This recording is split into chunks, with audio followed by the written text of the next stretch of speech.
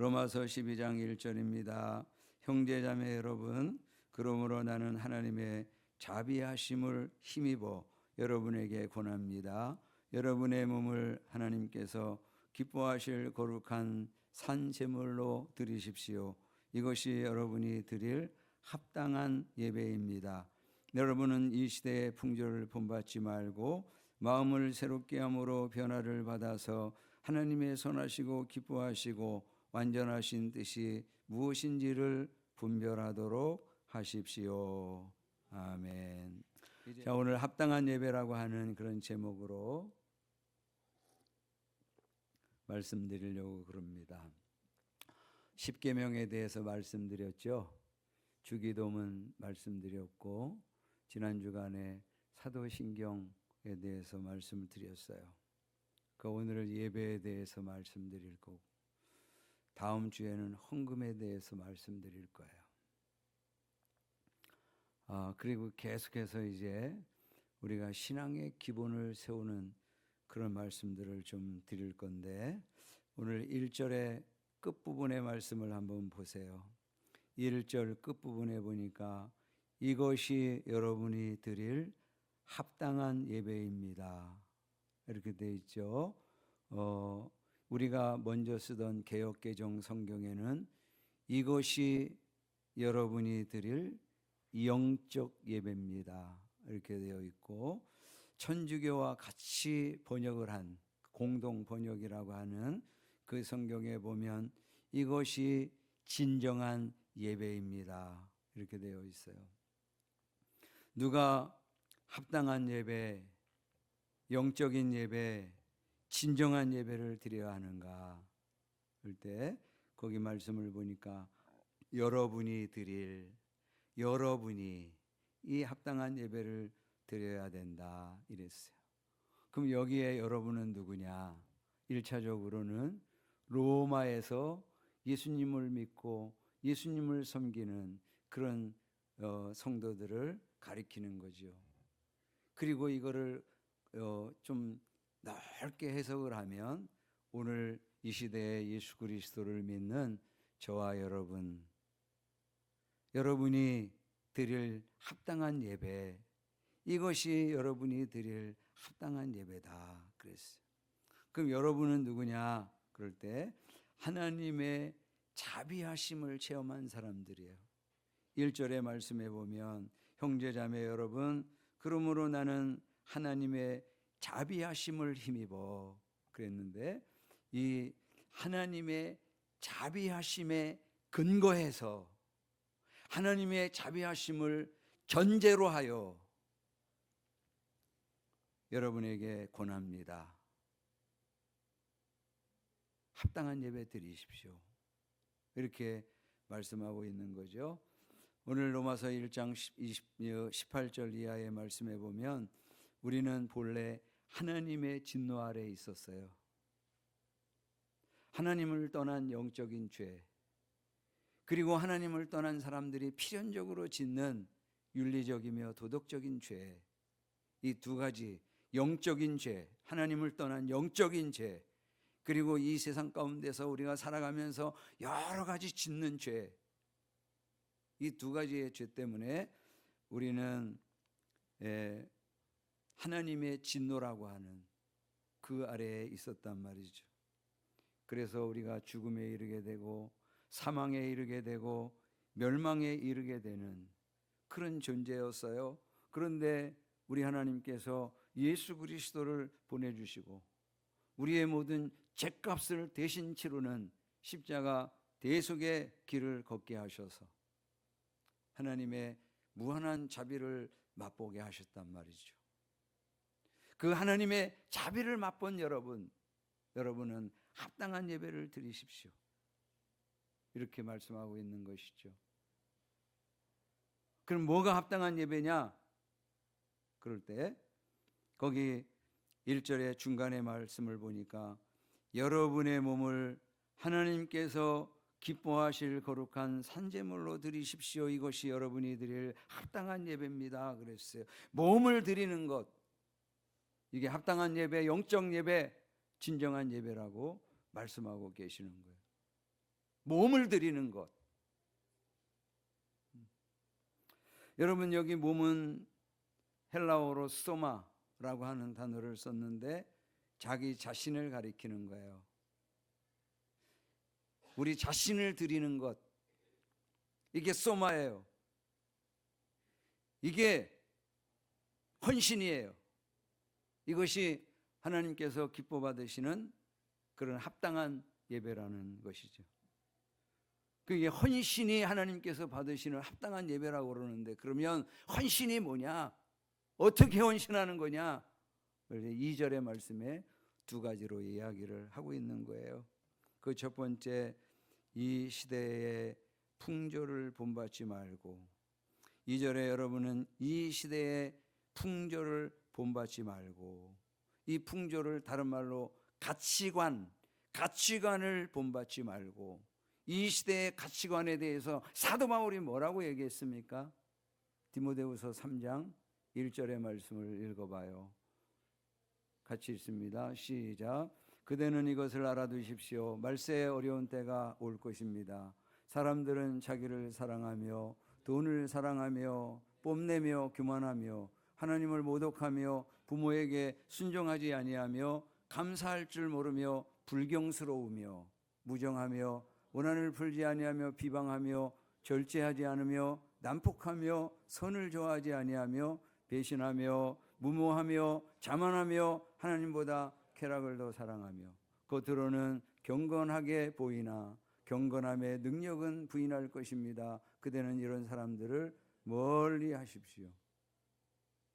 사도 바울의 진단에 의하면 오늘 이 시대는 어떤 시대라고요? 사람들이 자기를 사랑하며 돈을 사랑하며 쾌락을 사랑하기를 하나님보다 더하며, 하나님께서 사랑하라고 하는 대상이 분명하게 있어요. 그 대상은 두 가지. 위에 계신 하나님을 사랑하며, 그리고 내 이웃을 내 몸같이 사랑하라. 이 하나님을 사랑하고 이웃을 사랑하는 것을 내팽개쳐버리고, 그리고 사람들이 자기 사랑, 나르시시즘, 자기 사랑, 돈 사랑, 쾌락 사랑, 여기에 빠져 있단 말이죠. 이게 오늘 이 시대의 풍조고 이 시대의 가치관이에요. 그런데 이 세상에 있는 가치관, 풍조, 이것을 본받지 말고, 이게 여러분 하나님을 사랑하고 이웃을 사랑하는 이와 같은 헌신의 삶이 하나님이 기뻐 받으시는 합당한 예배라고요. 그러니까 예배는 지금 여기에서만 드려지는 게 아니고 우리의 삶의 현장 가운데서 드려지는 거예요. 우리의 삶의 현장 가운데서 우리가 하나님을 사랑하고 이웃을 사랑할 때, 그때 하나님께서 그 삶을 산 제물로 받아주시는 거예요. 그게 합당한 예배란 말이에요. 진정한 예배. 두 번째로는 하나님의 뜻을 분별함으로, 여러분 마음을 새롭게 함으로 변화를 받아서 하나님의 선하시고 기뻐하시고 완전하신 뜻이 무엇인지를 분별하도록 하십시오. 하나님의 뜻이 무엇인지 여러분 아십니까? 요한복음 6장 38절에 같이 읽습니다. 그것은 내가 내 뜻을 행하려고 하늘에서 내려온 것이 아니라 나를 보내신 분의 뜻을 행하려고 왔기 때문이다. 나를 보내신 분의 뜻은 내게 주신 사람을 내가 한 사람도 잃어버리지 않고 마지막 날에 모두 살리는 일이다. 또한 아들을 보고 그를 믿는 사람은 누구든지 영생을 얻게 하시려는 것이 내 아버지의 뜻이다.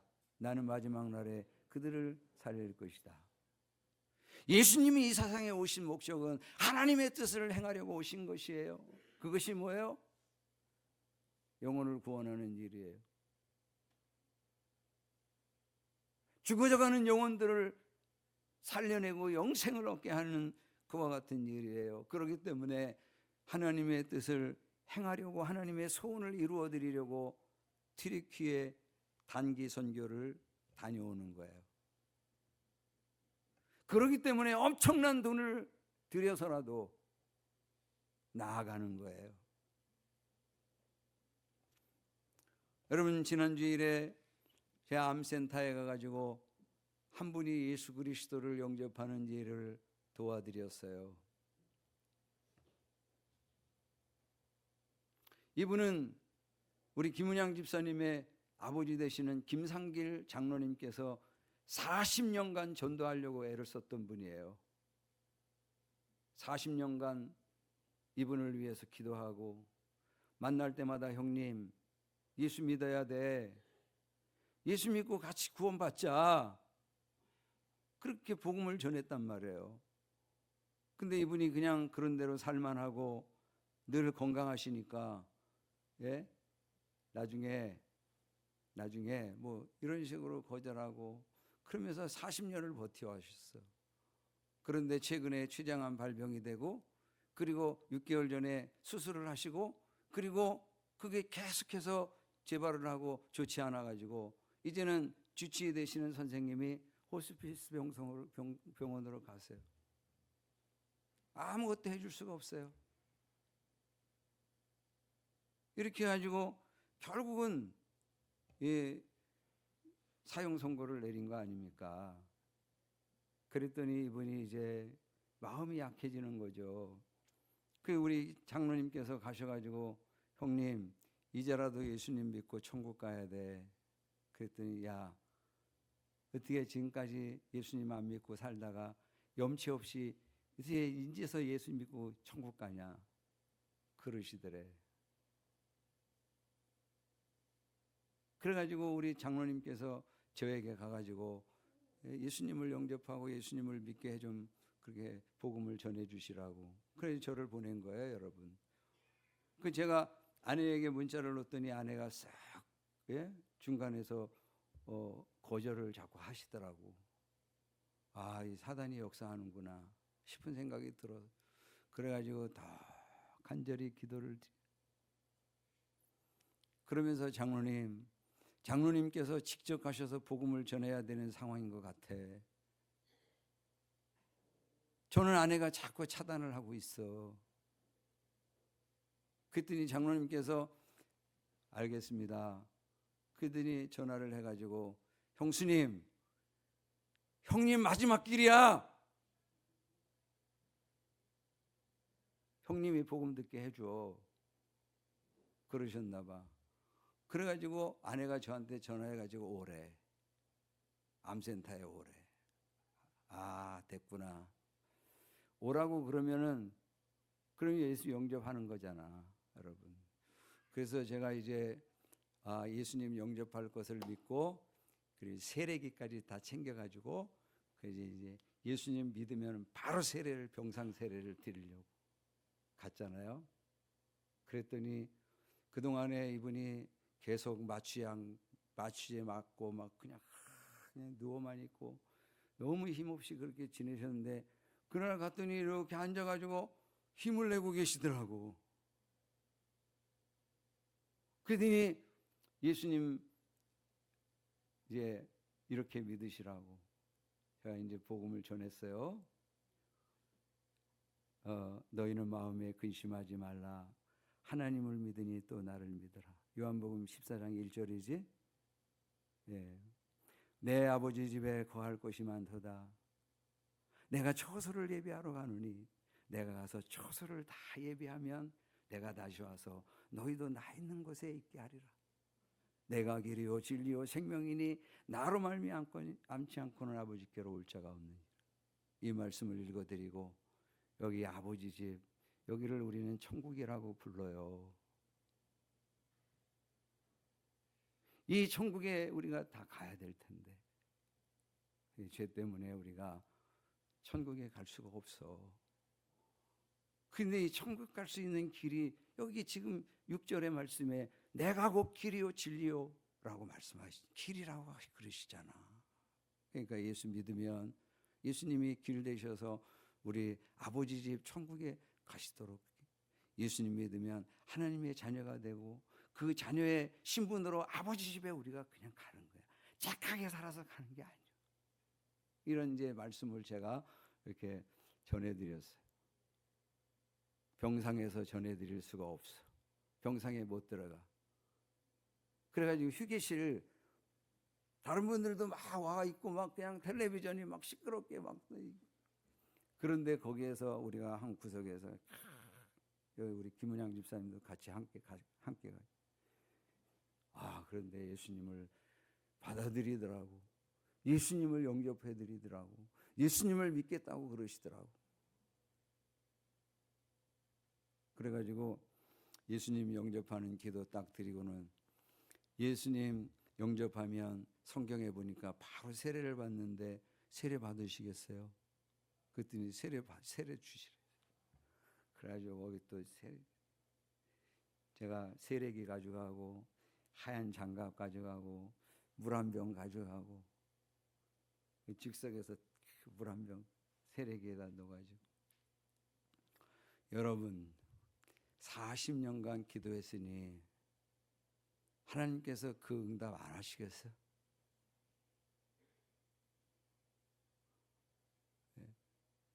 그 형님을 위해서 40년간 기도하고 그저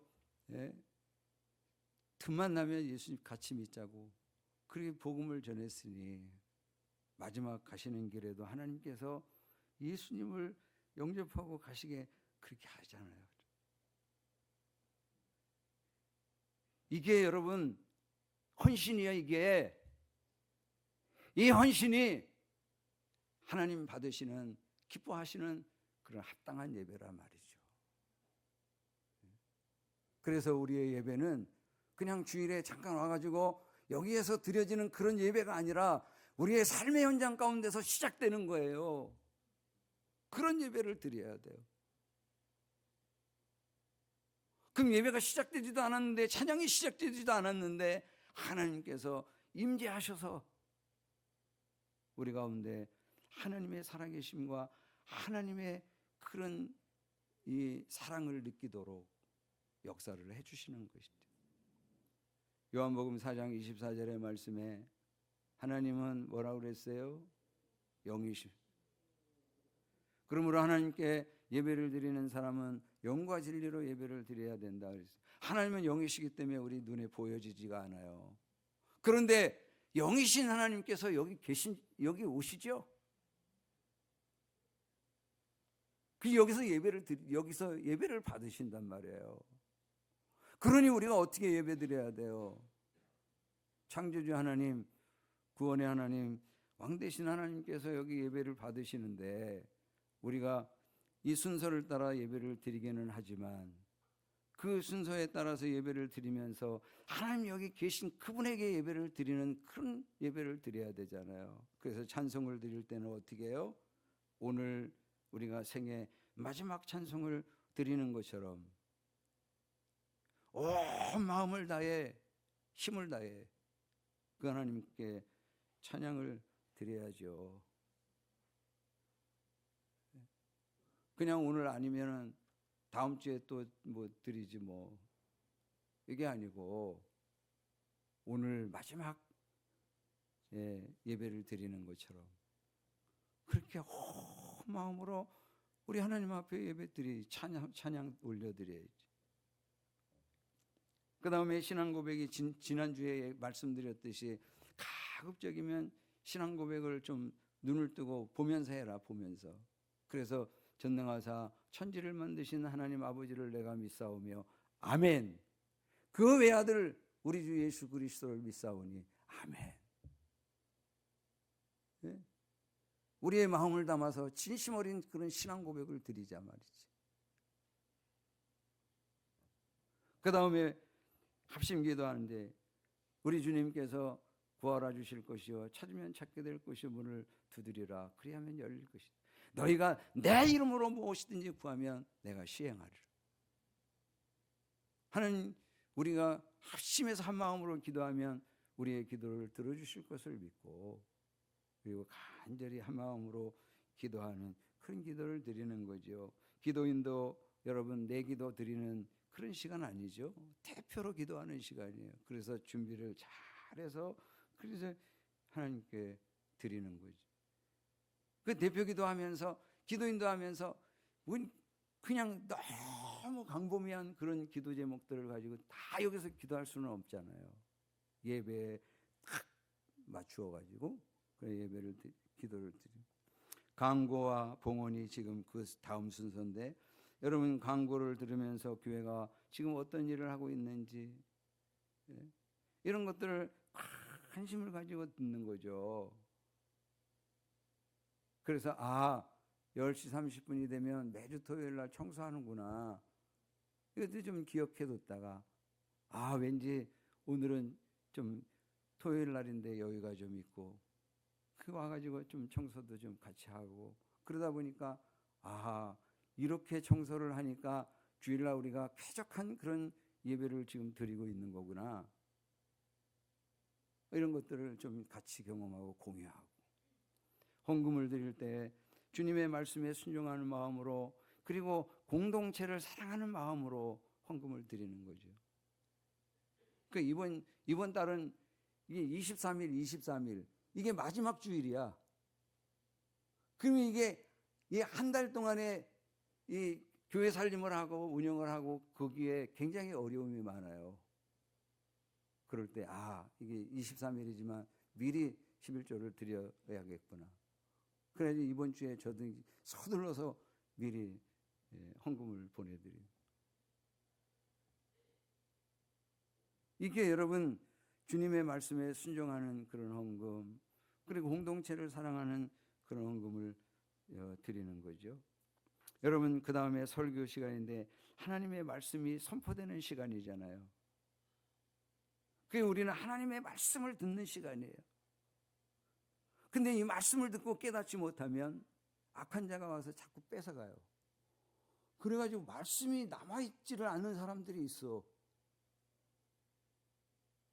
그런가 하면 말씀을 그냥 기쁘게 받았는데 환난이나 핍박이 오면 그냥 빨리 포기를 해버려.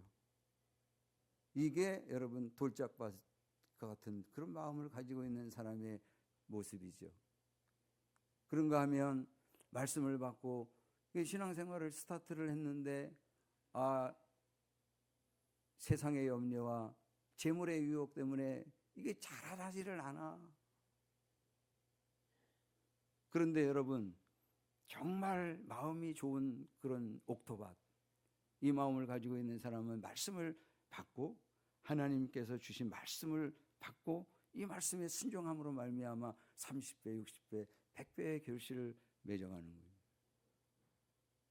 하나님의 말씀으로 받으면 순종의 자리로 나아가기가 쉽잖아요, 여러분.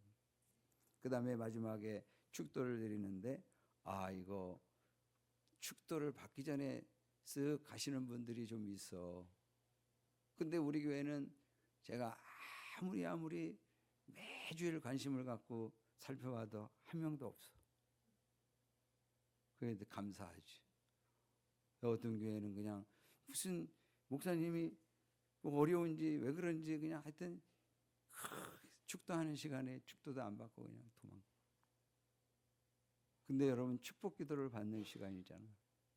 그러니까 꼭 축복 기도를 받고 그러니까 이렇게 우리가 삶의 현장서부터 예배를 헌신으로 드리면서 주일에 와가지고 온 마음을 다해 찬송하고 기도하고 말씀 듣고 이렇게 하는 게 하나님이 받으시는 합당한 예배, 하나님의 임재가 머무는 영적 예배, 그런 예배라고 지금 말씀을 드리잖아요.